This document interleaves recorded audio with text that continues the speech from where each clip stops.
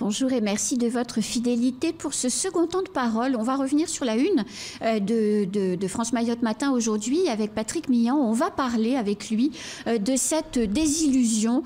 Qu'est-ce qu'il veut dire? Pourquoi avoir évoqué ce point? Il est avec nous et on va faire le point. Bonjour. Bonjour. Merci Patrick Millan d'avoir accepté notre invitation ce matin. Pourquoi dans France Mayotte Matin vous avez choisi de titrer sur cette désillusion? Alors tout à l'heure vous avez dit le directeur de publication de France Mayotte Matin, c'est vrai.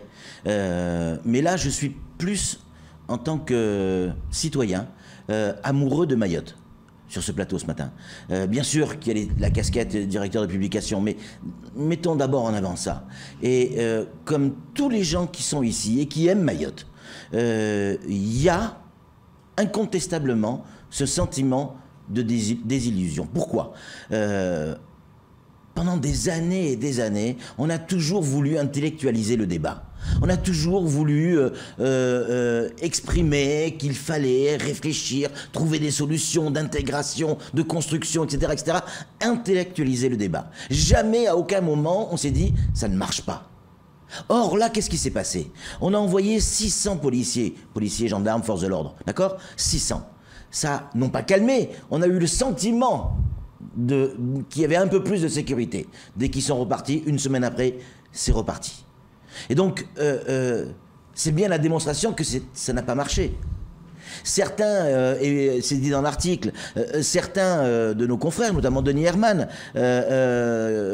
avaient titré très très tôt en disant le fiasco, en parlant de Ouambouchou. D'autres médias, comme France Mayotte Matin, ont voulu y croire. Et on dit non, il faut du temps, il faut que ça se mette en place. Et puis il y a tout le système droit de l'homiste qui est là. Il faut passer par un système républicain, légal devant les tribunaux pour démontrer ce qui est légal ou pas légal et agir en pleine légalité. Ça a été fait. Ça a été fait. Mais force est de constater qu'aujourd'hui, ça ne marche pas. Ce week-end, il y a eu un mort. Ce week-end, il y a eu une dame policière qui a été blessée à l'œil. On a vu les photos. Enfin, blessée à l'œil, jet de pierre. Oui, à Kawini. À Kawini. Vendredi, je crois que c'était vendredi matin, des gens qui allaient au travail. C'était l'attaque de la diligence. Des gens qui étaient bloqués dans les embouteillages. On ne peut ni faire marche arrière, ni marche avant, ni sortir de sa voiture. Et là, il y a 5, 10, 15 personnes, des individus qui arrivent armés avec des armes par destination, c'est pas des armes à feu, mais des armes par destination, des pierres, des chambots, des barres, des cailloux, des morceaux de bois qui vous attaquent. Qui vous attaquent. Donc ça ne marche pas. Ce système ne marche pas. Il ne marche plus. Et vous oubliez Tahamida Ibrahim qui a été agressé vendredi. On va y venir, parce que là maintenant, on franchit encore un cap. Je ne sais pas combien de caps on va franchir jusqu'au moment où on va se dire il faut trouver une autre solution, mais là on s'attaque à un élu. Alors je ne sais pas si elle a été agressée parce qu'elle est élue, mais en tout cas c'est un élu ou une élue qui a été touchée. C'est encore une fois notre République. Regardez ce qui se passe en métropole. Quand il y a un maire qui se fait agresser en métropole, ça fait la une de tous les journaux, de toutes les télévisions pendant 15 jours. Nous on a un élu qui se prend une pierre et qui se retrouve à l'hôpital. Enfin, j'ai lu la presse ce matin. Enfin, à part France Mayotte et Kwesi, qui en parle? Personne. Il y a un souci quand même. Il y a un souci à ce niveau-là. Alors, ça voudrait dire, Patrick Millan, que les forces de l'ordre sont pas efficaces? Non. Non, ça veut pas dire ça. C'est pas parce que je suis pas à l'antenne que je travaille pas, d'accord? Ce que je veux dire par là, c'est que... C'est pas ce que j'ai sous-entendu. Non, mais moi je le dis aussi parce que c'est important. On a pu rencontrer des gens, on a pu rencontrer des forces de l'ordre, on a rencontré des autorités, on a rencontré des voyous, on a rencontré des têtes de réseau, qui permet aujourd'hui d'avoir une idée très précise. Les forces de l'ordre sont efficaces à partir du moment où on leur dit, à partir du moment où on leur donne les ordres qui correspondent à ce qu'ils sont capables de faire. Voilà. Parlons clairement. Combien de fois on a pu discuter avec des CRS qui sont déjà repartis, même avec des gens du RAID, même avec des forces de l'ordre, des policiers qui sont ici, à plein temps, ici à Mayotte, où on nous dit, je comprends pas pourquoi on nous demande pas d'y aller au taquet, quoi. Comme s'il fallait retenir les chevaux. Donc les forces de l'ordre, oui, elles sont efficaces. Les ordres donnés le sont moins. Et je crois qu'il est là le problème. Et là, la boucle est bouclée. Quand on dit on intellectualise le débat, ou pas trop de vagues, pas trop de machin, on va pas aller trop loin parce que y a les associations qui vont monter au créneau, certains médias qui vont monter au créneau, etc., etc. On a la trouille. On est des pétards, des péteux. On a la trouille. On a la trouille. Mais alors, qu'est-ce qu'il faut faire? C'est quoi la solution par rapport à cette situation? Il faut lâcher les chevaux des forces de l'ordre ou c'est une autre politique qu'il faut mener? Non, clairement, le mot désillusion dans France Mayotte Matin, il faut dire plein de choses derrière. Ce que ça veut dire derrière, ça veut dire que la désillusion, c'est pas que la désillusion de Wambushu, c'est la désillusion d'un système qui ne fonctionne pas. Aujourd'hui, ça ne marche pas. Tout ce qu'on a essayé, ça ne fonctionne pas. Oui, il y a un peu de mieux. Mais quand on voit ce qui s'est passé ce week-end, on ne peut pas dire que c'est une réussite. Non. Il faut être honnête et franc avec nos auditeurs, téléspectateurs, lecteurs et internautes. Ça ne marche pas. Alors, qu'est-ce qu'on fait? Ça, c'est l'objet de votre question. Eh bien, regardons ce qui s'est passé dans le passé. Comment nos aînés ont réussi à obtenir ce qu'ils voulaient. J'ai envie de dire, mais là on est dans la politique fiction, laissons faire les Mahorais. Laissons faire les Mahorais. Laissez-leur la possibilité de régler le problème. Et je peux vous garantir que avec, je commence à connaître cette population qui a un cœur énorme et qui a une mentalité j'allais dire le sens de l'hospitalité énorme. Laissez-les faire. Fermons les yeux quelques semaines. Laissez-les faire. Et vous allez voir que le problème va vite être réglé. Le problème, c'est que notre système, l'État, semble impuissant pour régler le problème. Et quand les Mahorais ou ceux qui s'assimilent aux Mahorais et qui partagent cette idée veulent régler le problème, l'État dit non, vous ne pouvez pas le régler. Donc, ça veut dire quoi? Qu'est-ce qu'il faut faire? Si personne ne prend en compte ce qui est en train de se dérouler, on va droit à la catastrophe. Mais on y est presque à la catastrophe, hein. On y est. Poser la question aux gens qui se font agresser à longueur de journée. Et j'ai rencontré des gens qui me disent « Mais non, moi je me suis jamais fait agresser, donc oui, il faut faire attention, mais non, ça va. » Jusqu'au jour où ils se feront agresser. Mais vous pensez que c'est inéluctable si on ne change rien? Mais si on discute un petit peu avec les gens, en dehors des micros tendus et des caméras, y compris des politiques de haut niveau, de très haut niveau, les gens vous disent clairement en off, total, mais on est sur Poésie, on dit tout.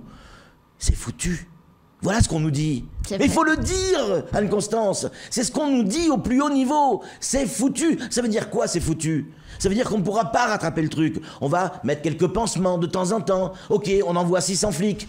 Donc pendant 15 jours, 3 semaines, un mois, on voit du bleu dans la rue et on se dit « Ah, ça y est, on se sent un peu plus en sécurité », mais dès qu'ils repartent, ça y est, on revient dans le bordel et les agressions et les morts. Et les morts. Donc non, on n'a rien réglé du tout. Si ce système est foutu, il va falloir en trouver un autre. Il va falloir en trouver un autre. Alors vous allez me dire, oui, mais attention, on est en France, on n'est pas au fin fond de l'Afrique, on ne peut pas faire n'importe quoi, il y a des règles de la République. Oui, il y a des règles. Mais la première des règles, c'est quoi? La sécurité. Et la protection des citoyens. Aujourd'hui, on n'est pas en mesure de le faire. On n'est pas en mesure de le faire. Donc qu'est-ce qu'on fait? On lève les mains et on se fait tirer dessus. On se fait couper en morceaux. C'est ça la solution? Non. Alors, je sais bien que certains vont dire « Ouais, il appelle à la haine, il appelle au désordre. » Mais c'est pas ça que je dis. C'est pas ça que je dis. Je dis simplement qu'il faut se rendre compte et savoir se remettre en question et dire « Bon, tout ce qu'on a essayé jusqu'à maintenant, il faut regarder, clairement, ça ne marche pas. Donc réfléchissons à une autre solution. Réfléchissons à une autre solution. » Mais... Regardez ce qui se passe en Polynésie. Alors, ils n'ont pas tout à fait le même problème en termes d'immigration, mais c'est l'Assemblée, l'équivalent de notre conseil départemental, qui décide qui rentre, qui ne rentre pas, qui a le droit de travailler, qui n'a pas le droit de travailler. C'est l'État haïtien qui décide comment doit fonctionner l'île. Et la France, bien sûr, elle est là, bien sûr que c'est français. Mais c'est d'abord l'État haïtien qui décide.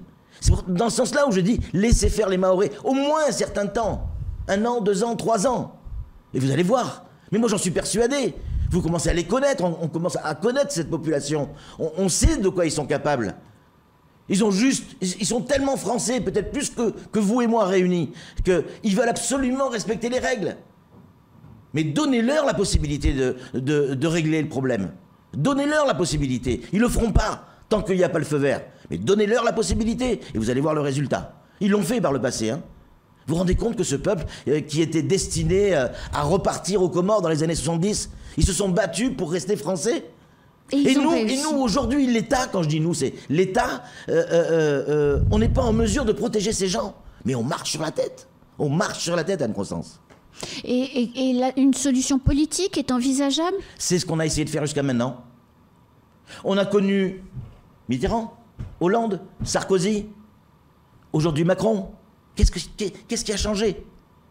Qu'est-ce qui a changé? Mais il y a des questions de société de fond à se poser sur la nationalité, sur Alors, le droit, continuons à l'éducation. intellectualiser le débat, continuons à faire des réunions et on fera des réunions de crise. Parce qu'une fois qu'on a fait les réunions, on fera des réunions de crise. Quand il y aura eu 1 mort, 2 morts, 3 morts, quand il y a déjà plusieurs morts, quand il y a des gens... Ben dans ce cas-là, on fera une deuxième réunion. Et continuons à intellectualiser le débat et à faire la politique de l'autruche.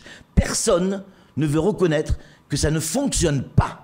Le citoyen lambda le reconnaît, le sait, le ressent. Le citoyen le sait, celui qui est dans sa bagnole le matin, qui va travailler, et que les gars arrivent avec des cailloux et cassent les vitres et vous font agresser. Le gars qui est dans sa bagnole, il le sait que c'est foutu, que ça marche pas. Il le sait que ce système ne marche pas. Mais en même temps, quand Wambouchou a été lancé, il a fallu peut-être 3 minutes pour que toutes les associations droits de l'homiste fassent, vous en parliez tout à l'heure, des recours. L'avocat de la préfecture a même parlé d'hystérisation judiciaire. Et de l'autre côté, l'Union des Comores s'est aussi très très vite étouffée avec les reconduites à la frontière et aussitôt on a lâché la bride. Oui, mais c'est ça. On dit presque la même chose avec des mots différents. Les vôtres sont beaucoup plus lissés, polissés que les miens. Vous dites qu'on a lâché la bride. On s'est couché. On s'est couché. La France, 5e puissance mondiale, s'est couchée face aux Comores. Face à Azali. Macron s'est mis à genoux devant Azali. Regardons la réalité. C'est Azali qui décide de l'avenir de Mayotte. Je veux dire, si à un moment donné, il n'y a personne qui se réveille, mais on voit très bien ce que ça va devenir. Aujourd'hui, Anne-Constance, on le voit, on le sait, tout le monde le sait. Les gens quittent Mayotte. Oui. Les Mahorais quittent Mayotte. On va donner l'éducation aux gamins, l'école, ailleurs qu'à Mayotte. On va se faire soigner ailleurs qu'à Mayotte. On va essayer de vivre ailleurs qu'à Mayotte. Mais quand on aime cette île, ce qui est mon cas, quand on aime cette population, ce qui est mon cas, quand on aime cette culture, ce folklore, ce qui est mon cas, et je suis pas le seul, hein, loin de là. Mais je veux vous dire que ça arrache les tripes. On a envie de pleurer. On a envie de pleurer, on a envie de dire, mais stop, stop, laissez-nous faire. Et on va faire autrement. Alors après, c'est vrai qu'il y a des enjeux politiques, des enjeux réglementaires, des enjeux au niveau de la loi, évidemment. Mais ça, ce n'est qu'une histoire de décision. Clairement. C'est tout.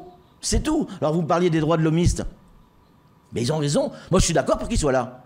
Je suis d'accord pour qu'ils fassent ce qu'ils ont fait. Ce qui a permis de toute manière de faire les choses dans les règles. Parce que parfois, les choses étaient un peu borderline sur les opérations. Mais les droits de l'homiste, en râlant, en faisant des référés, ils ont peut-être retardé un petit peu le démarrage de Wambouchou, mais ils ont permis à ce que tout se fasse au moins dans les règles. En grande partie. Mais on est quand même des républicains, on n'est pas voilà, on n'est pas des républiques bananières. On est voilà, c'est la République française. Donc il y a des règles à respecter. Oui. Donc ça me gêne pas. Ça me gêne pas. Mais le problème, c'est toujours pareil. C'est-à-dire que le problème, c'est pas les droits de l'homiste. Bien sûr que c'est un peu, allez, chiant, entre guillemets. Mais c'est pas ça le problème. Le problème, il est bien en amont. Il y a des choix politiques à faire. Il y a une réalité à regarder en face. Et là, allez, je voulais pas parler de ça, mais dans certains quartiers, de certaines villes, ici à Mamoudzou, il y a des endroits où ça se passe hyper bien. Pourquoi? Pourquoi il y a des endroits où ça se passe hyper bien? Parce qu'il y a des rondes qui sont faites par des citoyens. Et là, ça bouge pas. Ça veut dire quoi? Quand on laisse faire les Mahorais, ça fonctionne? C'est ça que ça veut dire? Mais pourquoi on ne fait pas à l'échelle de Mayotte? On fait semblant de ne pas savoir. Alors que tout le monde sait, nous, petits journalistes, pardon pour l'expression, on est entre nous, petits journalistes de merde qu'on est, hein, au cœur de Coésie, petite radio, petite télé. On arrive à savoir qu'il y a 2 gros groupes ici à Mayotte. Il y a les Watoro. C'est quoi les Watoro? Ça veut dire esprit. Et en quelle langue? En anjouanais. Et puis il y a un autre groupe qui s'appelle Ma-Terroriste, Mayotte Terroriste. Ce sont 2 gros groupes dans lesquels on retrouve tout un tas de communes qui s'associent. Tout un tas de jeunes qui dépendent de ces différentes communes. Je peux vous le dire, je les ai notés avant de prendre cette antenne. Pour Mayotte Terroriste, il y a Kaweni, Kungu, Kombani, Nyambadao, Dzumonier, Cavani, Msapere, Boueni, Sangadoua. Et on nous dit qu'il n'y a pas d'association. En tout cas, sur les émeutes de ce week-end, Msapere et Kaweni s'étaient alliés. Mais oui, Watoro, c'est pareil. Watoro, il y a Majikavo, Doujani, Dzumonier, Mirereni. Sont des bandes qui, d'abord, s'affrontent entre elles. Alors, on n'est pas dans le cadre d'un gang, comme aux États-Unis. Un gang, vous avez un grand caïd qui est en haut et qui dirige tout. Non, c'est pas tout à fait ça. Ça fonctionne pas de la même manière. C'est des bandes qui se créent pour l'occasion et qui sont prêts à s'associer pour l'occasion. Mais pour une occasion, c'est-à-dire de règlement de compte, comme ce qui s'est passé hier à Doujani. Oui. Hein? On s'associe pour une occasion. Oui. Mais c'est toujours les mêmes qui s'associent. Bien sûr. Donc, mais c'est pas un grand chef qui décide. C'est pire. Il y a plein de petits chefs. Et je peux vous dire un truc, Anne-Constance, c'est que il y a de plus en plus de jeunes filles qui sont à la tête de ces réseaux. Et on nous dit non, il n'y a pas d'organisation, c'est fait à la sauvage. C'est faux, c'est archi faux. Je peux vous dire qu'aujourd'hui, dans ces différents groupes, dans ces 2 gros groupes, il y a des personnes qui sont destinées à aller sur le terrain. Sur le terrain, ça veut dire quoi? On casse des voitures, on fait des vols, on fait des incivilités, on est le délinquant que l'on voit au quotidien. Au bord des routes. Voilà, au bord des routes, qui va casser, qui va peut-être même blesser, peut-être même tuer. Et puis, en back-office, pas dans les bureaux, mais derrière tout ça, il y a des gens qui ne vont pas sur le terrain. En revanche, qui sont très actifs sur les réseaux sociaux. Et notamment des jeunes filles. Et c'est très facile, on les a. On les a. Il suffit, si nous, petits journalistes, on y arrive, ne me dites pas, pitié, que personne ne nous dise que les renseignements territoriaux, que le préfet, que notre ami Simonin, notre ami Capel, personne n'est au courant de ces réseaux. J'arrive pas à le croire. Je peux pas le croire. En revanche, comme on n'a pas de certitude absolue, on fait la politique de l'autruche. On se cache les yeux. Voilà, à un moment donné, il va falloir trouver d'autres solutions. C'est pas à moi à les trouver, mais ce qui est certain, c'est que ce qu'on a mis en place jusqu'à maintenant, ne fonctionne pas. Et là, personne ne pourra dire le contraire. Merci beaucoup, Patrick Millan, d'être venu j'aurais aimé, secouer le cocotier. Non, mais c'est vrai, j'aurais aimé venir pour qu'on parle des voulées qu'on fait ou qu'on faisait sur les plages. J'ai envie de venir pour parler de cette culture mahoraise qui est magique, magnifique, qui est propre à Mayotte. C'est pas parce qu'on porte un salouva qu'on est de la culture mahoraise. Non, il y a d'autres symboles derrière. J'aimerais venir pour parler de notre lagon, parler de notre faune, de notre flore, qui est magnifique. Mais ça viendra. Mais seul, on n'y arrivera pas. Juste pour terminer, je vous rappelle que tout ce qu'on vit aujourd'hui, il y a à peu près 10 ans, on le disait sur ce plateau. Et souvenez-vous, on nous disait mais non, vous êtes c'est des appels à la haine. On nous a même traité de radio mille collines. Je ne sais pas si vous vous souvenez. On nous a traité de tous les noms, de racistes, de tout ça. Et là, on a dit ok, débrouillez-vous. Et on a levé le pied. Qu'est-ce qui se passe aujourd'hui? On est exactement dans ce qu'on décrivait il y a 10 ans, en disant attention, voilà ce qui va se passer. Pourquoi? Parce qu'un gamin qui a 12 ans, qui est capable de jeter une pierre à la tête d'un policier, quand il a 25 ans, c'est un parpaing qui jette. C'est ça. Merci beaucoup. Avec plaisir. À très vite. Yes. C'est la fin de ce temps de parole. Tout de suite, la suite de nos programmes.